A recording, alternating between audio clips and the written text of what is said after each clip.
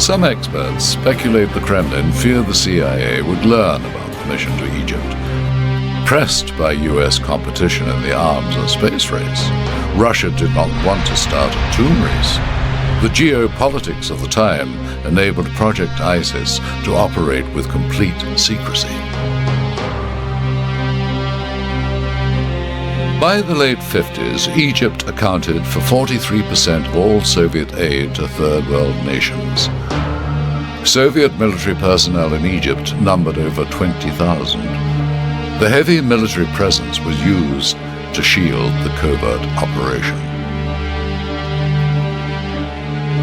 According to Ivanovich, project scientists were headquartered in Cairo. Small squads of archaeologists would then conduct studies at the nearby Giza Plateau. Often the scientists would be disguised as Arab peasants or soldiers. For some strange reason, we were sent there in soldiers' uniform with Kalashnikov assault rifles, like we were a bunch of soldiers or something, when in fact we were just archaeologists. And if it were just, they would just tell everybody that there's a group of archaeologists looking for some artifacts that would be accepted by everyone. The undercover archaeologists were aided by good old-fashioned KGB espionage. In 1959, the KGB recruited an official within the NASA government, Sami Shadrav, the director of the President's Office of Information. Because of his position, he had carte blanche to highly classified information. Sharaf was also an expert in wiretapping of Egyptian officials. Many times the information gathered seemed of little importance. However, according to Ivanovich, on the night of July the 24th, 1960, a conversation was recorded that would move Project ISIS beyond the realm of myth and speculation. This recording was obtained through the sources who I must protect. أي تعرف إيش يعني هذا؟ وجدوا مقبرة الزوار، وجدوا مقبرة الزوار، وجدوا مقبرة الزوار. One of the top officials monitored by Sharaf had found his brother. Apparently, two Bedouins stumbled upon the hidden tomb. So they remained delirious for a few days, and finally they brought the local hospital.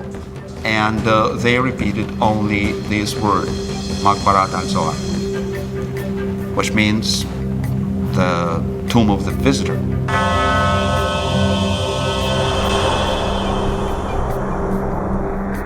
A grave of the ancient Egyptian god who does not exist in Egyptian pantheon. He is not included as a god. He has a special sign as a visitor god. Long before the time of the pharaohs, there was a god who came from the skies with the others of his kind. They brought magic to the land, wonders, power, and wisdom. They returned to their home in the stars, but one stayed behind and taught the people of Nile all he knew. He was buried in the secret place. It is called Maqbaratul Zuwar, the tomb of the visitors.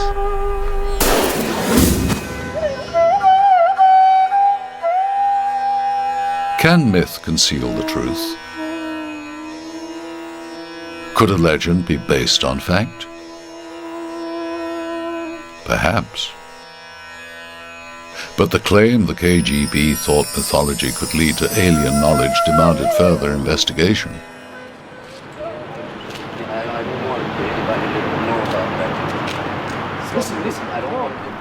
Through sources in the Russian underworld, we contacted a man who claims to have once been a diplomatic courier for the Soviet Union.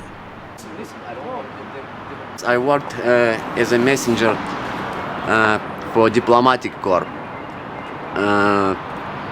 One of my roles was moving documents between Cairo and Moscow. Some of them was from Mr. Sharaf. He was a director of information center, Egyptian information center at that time. It was in the 60s, something like that. Most of that papers weren't interested, and some of them in code I couldn't even understand. But few of them I understood, and how could I say in English? It seemed taught to me, and I decided to make a copy. Can we see those copies? Don't worry, you'll like it.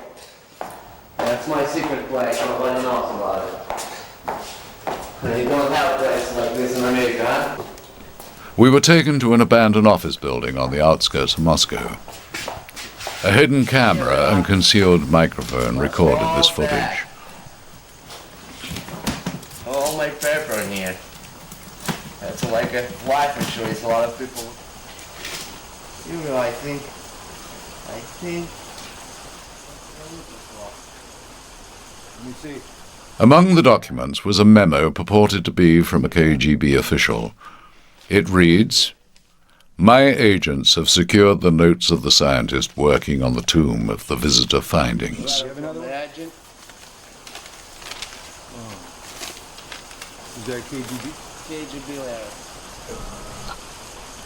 Other documents appear to directly refer to what can be seen in the film. For example, one paper seems to be a shipping document. Classified top secret, it reads, subjects, 15 crates of relics, 1 partially mummified body, 1 stone sarcophagus, and 8 hieroglyphic samples. This is a letter from agent to Moscow. Oh, gosh. Letter from agent to Moscow. Another is a report allegedly by a scientist who was among the first to examine the tomb. It reads, "During the inspection of the wall segment, we noted an odd sensation. A magnetic repulsive force seemed to be emanating from the rock. We were unable to find any scientific explanation." This is a This is one from Egypt. sample from Egypt. Pyramids. This memo appears to be the cryptologist report. Findings. Partially deciphered message on tomb wall indicates the return of the ancient wing gods. Letter from agent to Other papers appear to be orders to the military unit on the site. Talks about the Apparently, the highest stage of security was in place when the sarcophagus was opened. Even though the documents seem to validate the film, one always needs to be cautious.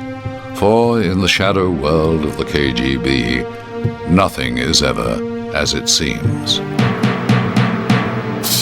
Coming up next, possibly for the first time in history, an alien abduction captured on home video. Whatever it was these people saw, operated beyond our known laws of physics. When we return right after this. In Egypt, the focus of attention for most visitors is the awe-inspiring antiquities, ancient wonders from the past.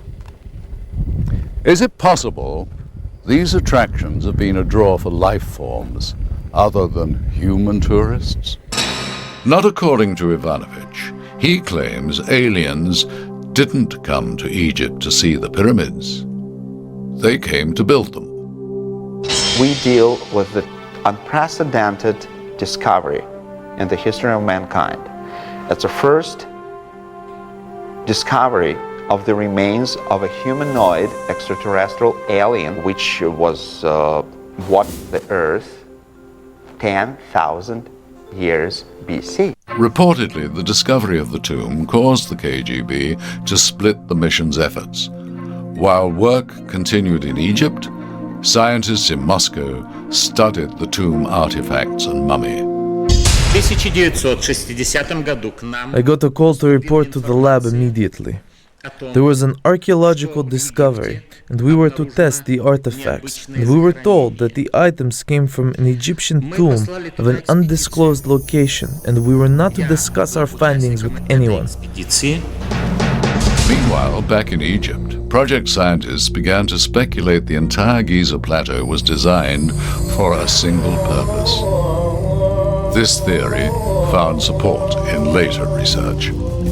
I believe, and there are different schools of thought, but I believe that the pyramids were, or certainly the Great Pyramid, was a machine. It had some sort of purpose.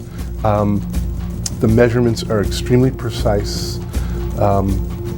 For example, the ratio between the height of the pyramid and the perimeter of the pyramid is the same as the ratio between the radius of the Earth and the circumference of the Earth. So you can actually see the pyramid as sort of like a three-dimensional triangular depiction of a hemisphere, which might suggest that there was some reason to have the pyramid resonate with the planet. Now, I can convince, I think, even the greatest skeptic in 30 seconds that pyramids have powers to alter cosmic rays. Now, that sounds like some spacey thing, but here's the deal. A prism.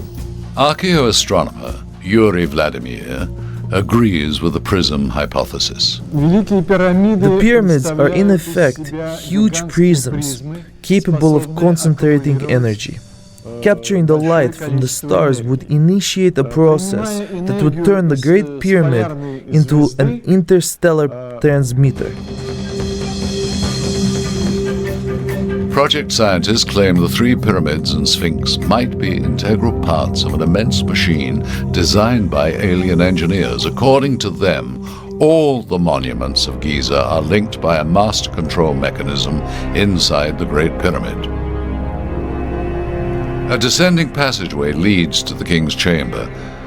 Above the mighty sarcophagus is what the scientists call the star shaft.